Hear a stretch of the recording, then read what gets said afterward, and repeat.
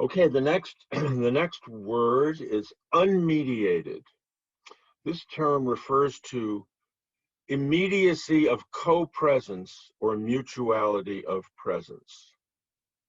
This immediacy is unmediated in the sense that while it is always expressed through an historical and social particular mediation,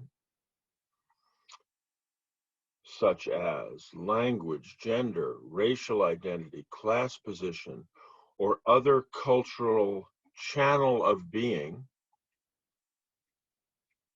the co-presence itself is not itself mediated by the particular expressive form that transmits it, but rather transcends that expressive form. Most identity politics, cultural studies, Marxist analyses, and also philosophies of social recognition take a different view on this essential point about the nature of social being itself, in that, however consciously, they subordinate social being to its historical and social mediation. Well, this is a very important idea in this book, which is that we are here now, you and I, Brendan. We're doing this through Zoom during the pandemic. So, but we're when I say we are co-present, I mean that we literally have a sense for ourselves as here together, even through this screen.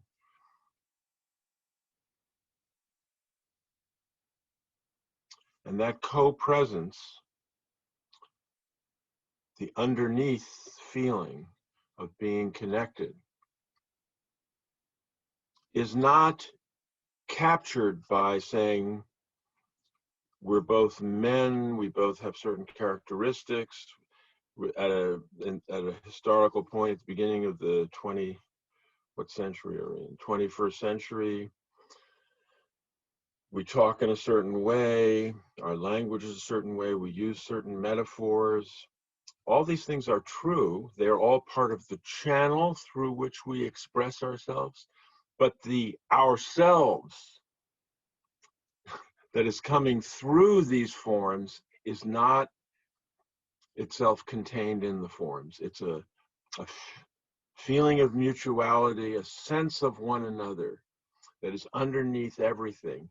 And that because of the desire for mutual recognition, that longing always transcends whatever forms it's contained in, expressed in, allowed to express itself in socially. There's always an extra dimension that is striving for more, that comes out of presence itself, the unmediated here-ness of you and me. And that unmediated here-ness is the source of hope in the world, because it's always trying to realize itself. And it's seeing, being aware of being itself, its stillness underneath everything, the stillness of our co-presence seeking to be seen, is really the centerpiece of the book, because the book is about how we get cut off from that, lose touch with that, and become attached to both the ego, social identity, and all the forms of the world become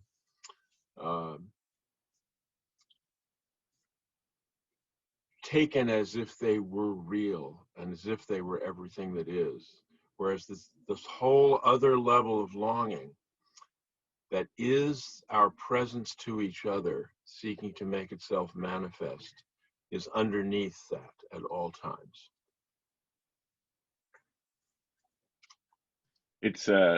It makes me think of like my mom would talk about, it's more than skin deep. It's like we're going down to the spiritual level of being, basically. Right, of being itself. Being itself is always prior to all the forms of social life. And the bigger the gap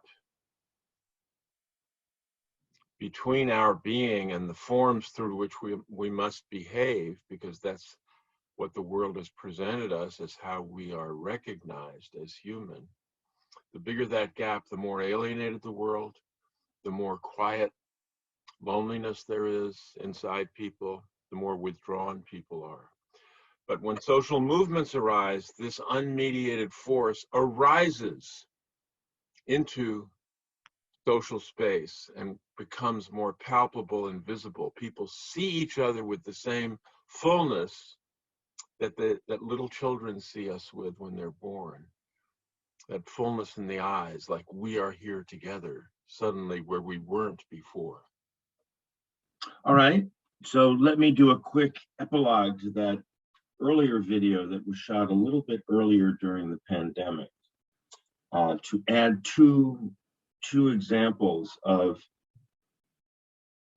being overflowing any self or conditioned aspect of the self and making itself present. Examples that we witness often, fairly often. One is when there's a natural disaster.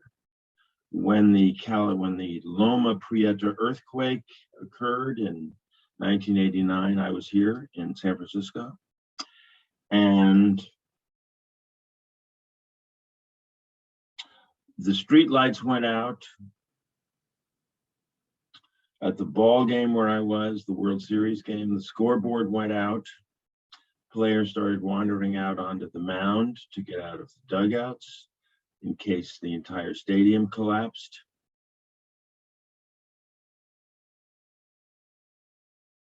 All the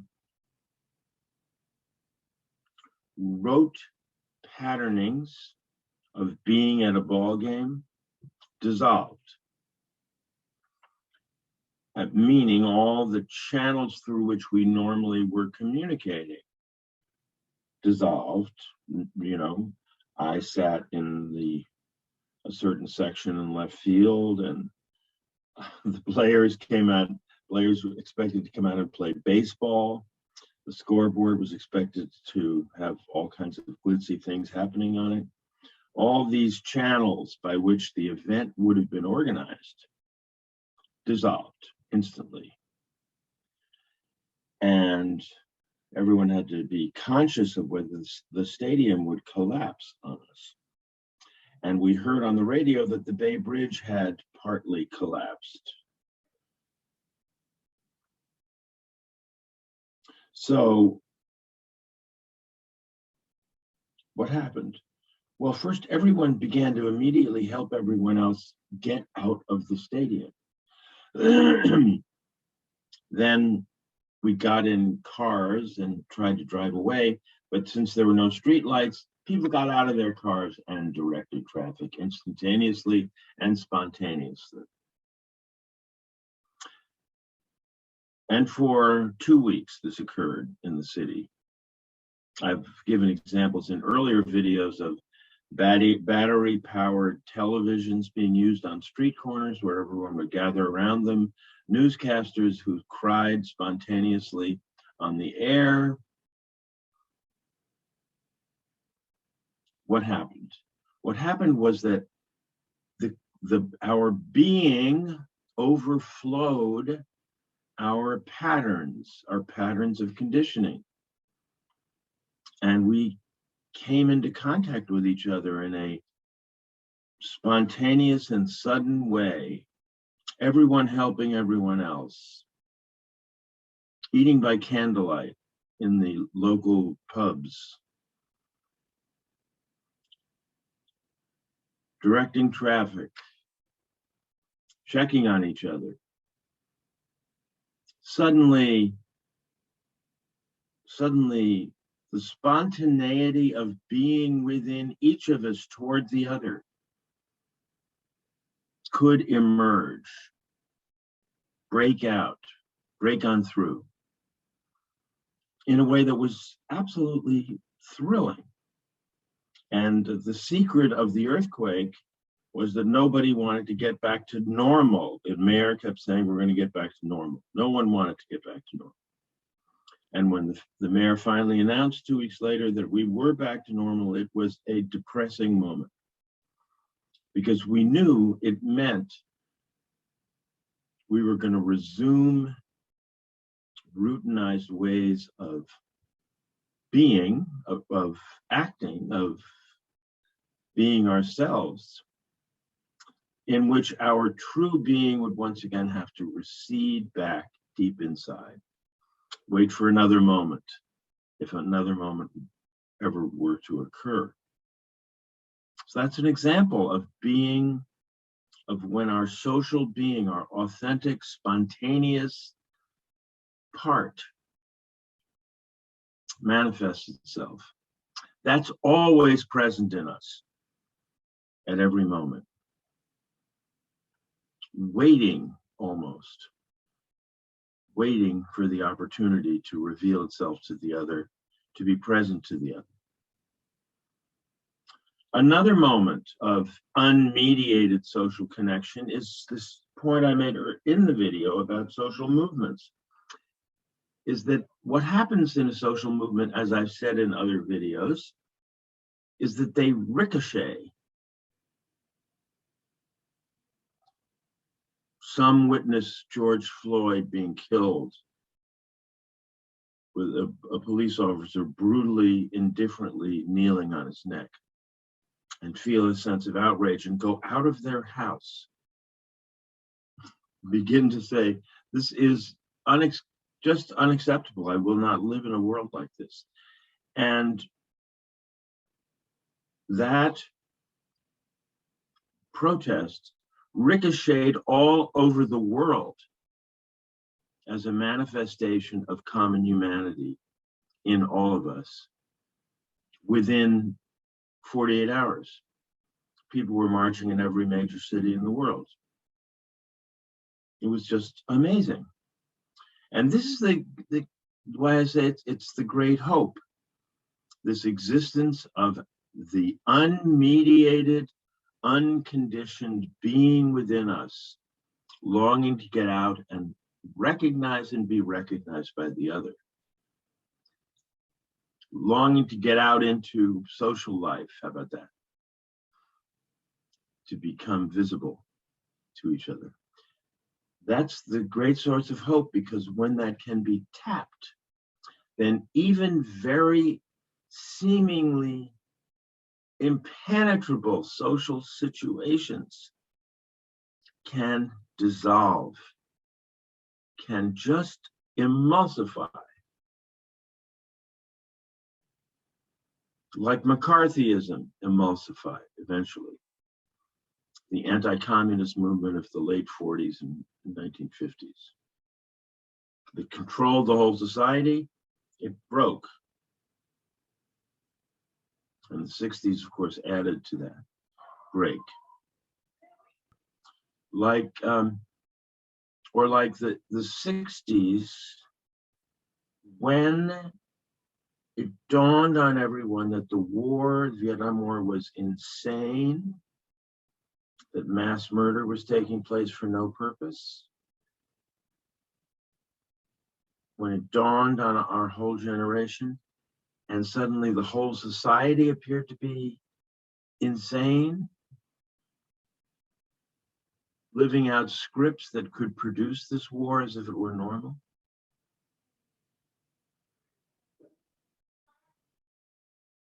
We began to say all at once, no, we reject all that.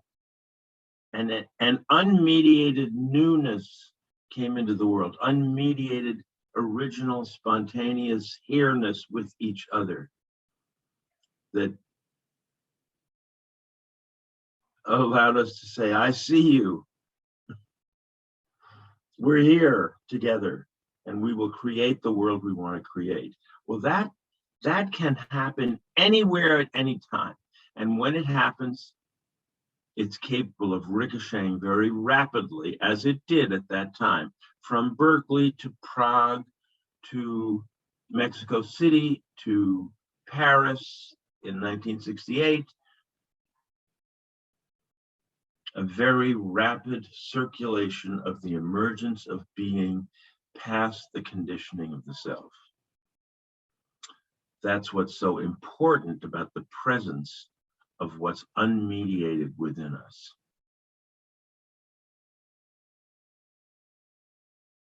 Beyond our race, gender, identity, class, beyond any of the received forms that have been cast over us in the course of our conditioning to be part of the system that is. The system of separation and fear of the other that still exists.